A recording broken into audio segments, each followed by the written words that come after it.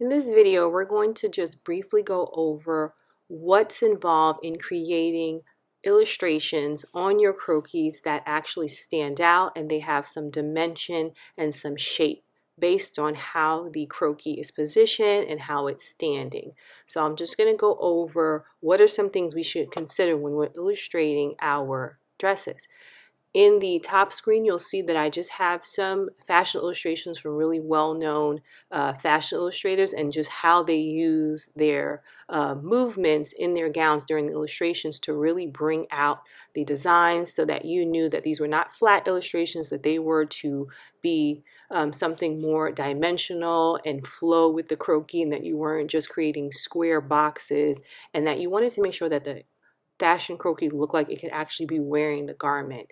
And those were some of the ones that did it best. The well-known famous fashion illustrators that we covered in one of our lessons before when we talked about costume designers. And you can see some of their notations there about it being Edith Head and other fashion illustrators that were really great at what they did.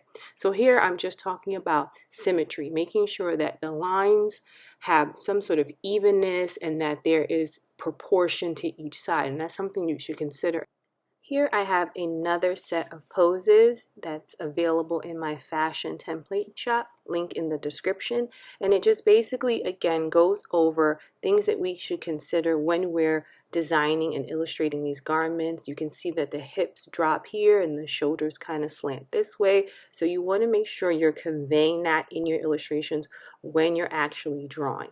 In the corner over there, you'll see me creating one of my original designs where I go into making sure that it indicates the folds and the way that the dress is falling away from her body, because I want my piece to also come alive off the paper. And here I'm just indicating again for the second time things that should be taken into consideration when you're illustrating these garments, where the shoulders are slanted, how the hips are being placed, because as we saw in the previous illustrations, those are things that should be taken into consideration to give the dresses or whatever garment that you're creating appearance of movement and shape. These are just some things that you should take into consideration so that your garments have the best possible outcome as you're illustrating them. And this is another set of poses that I use, and I just focus there on the seams, so that way at least when you were drawing you knew exactly where those seams were supposed to be, because we want to make these pieces on the croquis look as realistic as possible.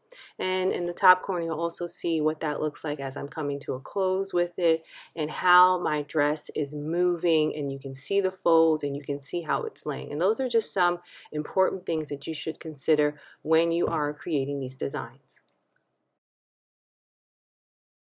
Thanks for watching. Be sure to like and subscribe. Videos are uploaded weekly covering dressmaking, fashion, lectures, and more.